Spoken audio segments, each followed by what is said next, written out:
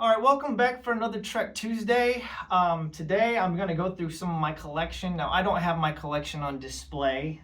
I don't have a nice setup or place to put it, so most of this stuff is just sitting in boxes. So I dug some of it out.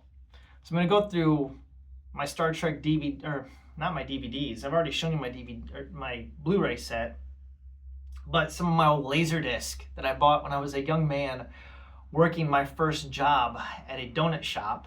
And this is what I did with my income was I bought Star Trek stuff. I bought the Laserdisc collection. I don't have the whole collection. I regret that I stopped purchasing them. It would be nice to have the whole set, but I do have a partial collection. I have all of season 1 and about half of season 2. So here is the Menagerie part 1 and 2. See in the back, there's Christopher Pike, and there's that. We've got the Man Trap, Charlie X. Again, you got the nice, tells you the original air date. It has the episode summary. Okay. So we've got that there. Got Where No Man Has Gone Before. This was the second pilot for the series, and The Naked Time. And there we've got that. We've got The Enemy Within and Mud's Women. I don't know why they put this image for the cover. It's kind of disturbing. Like, why this image? I don't know. Captain Kirk, the evil Kirk going after Janice Rand. Kind of weird. There you go there. We've got The Conscience of the King and Balance of Terror. This is Kodos the Executioner, right?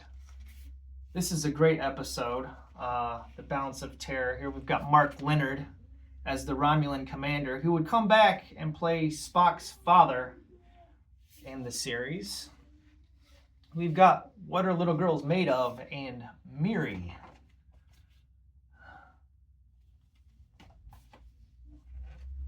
We have Dagger of the Mind and the Corbomite Maneuver. We've got Shore Leave and the Galileo 7. I actually have a shuttlecraft Galileo ship with a Captain Kirk action figure that sits in the cockpit. I'll have to get that out and show it to you sometime. We've got the Squire of Gothos and Arena. This is Trelane and the Gorn. We've got Tomorrow is Yesterday and Court Martial. We've got The Return of the Archons and Space Seed. Here we go. Khan! Ricardo Montalban, who would reprise his role in Star Trek II, The Wrath of Khan. It's kind of a sequel to that episode. We've got A Taste of Armageddon and This Side of Paradise. All right, this is Spock in Love in this episode. And actually, all you Charles Bronson fans out there, right? This is Jill Ireland is in this episode. This is Charlie Bronson's wife. Old Charles Bronson. All right, we've got The Devil in the Dark. These are still in the package. I never pulled them out. Devil in the Dark and Errand of Mercy. Okay. Devil of the Dark is one of my favorite episodes of the entire series. Here we have Kor, the Klingon Kor. He would actually come back, all right, in Star Trek Deep Space Nine. John Colicos, right? He was in Battlestar Galactica, the original Battlestar, and he also returns in, I think, 3 or 4 Deep Space Nine episodes as Kor from the original series, which is pretty cool. There's one episode called Blood Oath of Deep Space Nine. If you've never watched it, you need to watch that episode because it has all 3 Klingons from Star Trek the original series. They come back together and they go on a mission with Dax to kill this guy called the Albino. It's pretty awesome. All right, we've got Operation Annihilate and Amok Time, where Kirk fights with Spock. Okay. There you go. Hey, look here. I can do it too. Then we've got Journey to Babel and Friday's Child. And here, this one features Julie Newmar. Okay, Friday's Child. Julie Newmar, Catwoman from Batman 1966 with Adam West and Burt Ward. Here we have Obsession and the Deadly Years. These are all, I believe, season 2 episodes that I've been going through. This is The Immunity Syndrome and A Private Little War.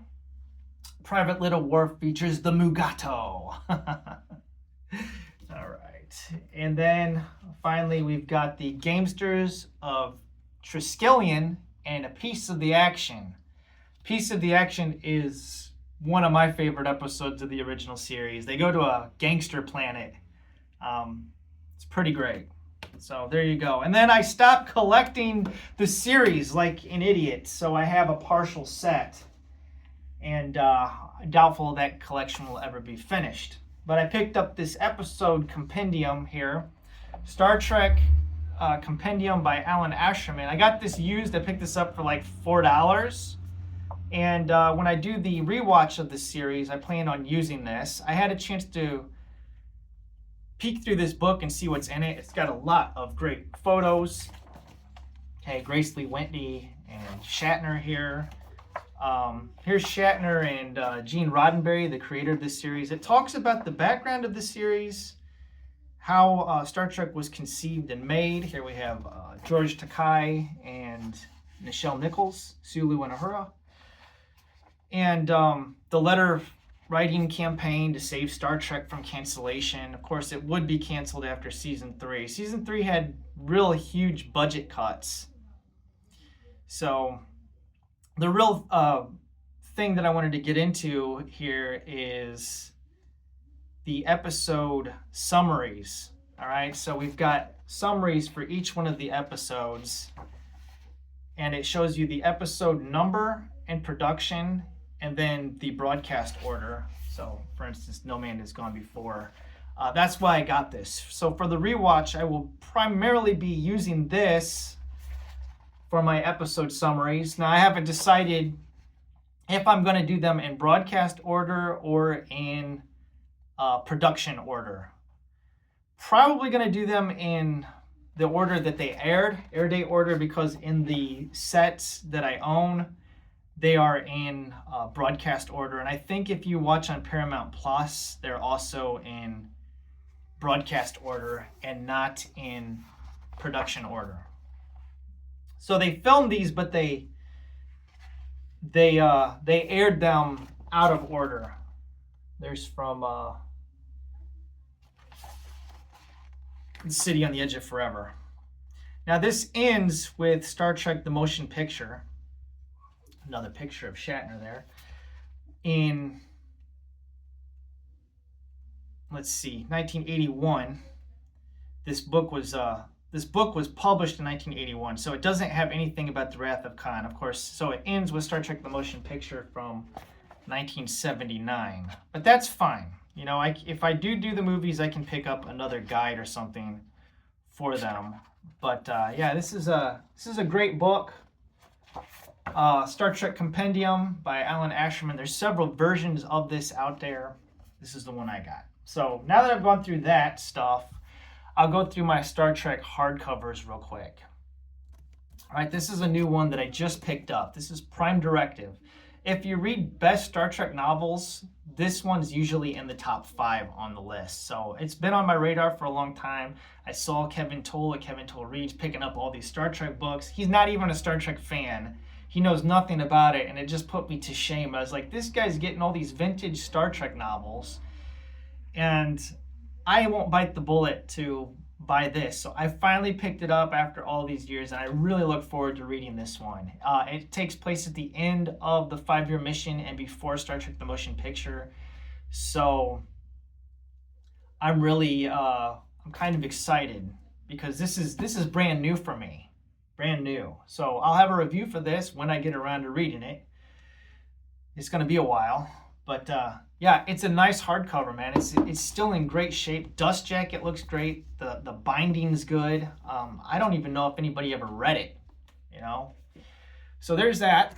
I have this Deep Space Nine hardcover. This is the only hardcover they ever made for Star Trek Deep Space Nine. This was the third Star Trek series that ran in the 90s. This series was produced by Rick Berman. Gene Roddenberry died, I think, in 91. So this was the first series that was made without any involvement from Gene Roddenberry at all. And it's a great series. I really enjoy it. First couple of seasons are kind of rough, but season 3 and beyond, the show gets pretty good. Season 4 is great. Yeah. So this is Star Trek Federation. This is a crossover novel. This actually came out, I think this came out before Star Trek Generations. So if you've watched Star Trek Generations, like, it kind of retcons this entire novel, but this is still a great read. If you picture this as taking place in an alternate timeline, then I guess it works. It's pretty cool. The crew of the Enterprise D and the crew of the original Enterprise, they kind of communicate with each other across time and space due to a quantum singularity. It's not like, I would say, a great book, but it's a good book if you're a Star Trek fan. This is probably, I don't know, this is another top 5 Star Trek novel. Imzadi. This is a Star Trek The Next Generation book. It's actually a romance novel, but it involves time travel, where Riker in the future travels back in time to save Deanna Troi from being murdered. And he violates the prime directive, you know, the temporal prime directive. He uses the Guardian of Forever to travel back. So old Riker travels back to save her life. And he's pursued by Data, who's trying to stop him. It's crazy. Data's the antagonist. The future Data, you know, Data from the future. So it's pretty great, man. It's a romance novel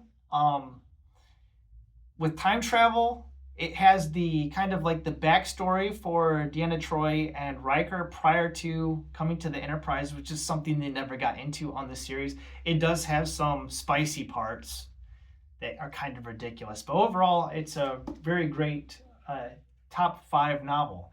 And then finally, we've got Star Trek Best Destiny by Diane Carey. This is a Captain Kirk kind of origin story or prequel. It involves him as a young man, okay, on board the Enterprise with Captain Robert April, and his father George Kirk is, you know, is commander. He's the first officer, and it's kind of a coming of age story. Like, Kirk is very unlikable as a child, but by the end of it, he realizes what it is to be a man, and decides he wants to join Starfleet. So I really like this. It had, you know, a real strong male role model type message to it. So it's very enjoyable. So there you go. There's my Star Trek, partial collection of my Star Trek stuff. Those are my Laserdiscs and hardcover novels. All right, I will end it here. This concludes Trek Tuesday. I will figure out, you know, what I'm going to do as far as the rewatch. I will probably kick off the Star Trek rewatch in September. I mean, why not just do it, you know, on the air date? We're so close to it. I might as well just save the Man Trap for the original air date. So we'll probably kick that off, like I said, in September. And I'll talk a little bit about the different versions of the series that are out there. I'll show off a little bit more of my collection next Trek Tuesday. I'll probably get out some of either my action figures or my micro machines and show those off. So, all right. Thank you for watching. As always, peace and long life. Live long and prosper.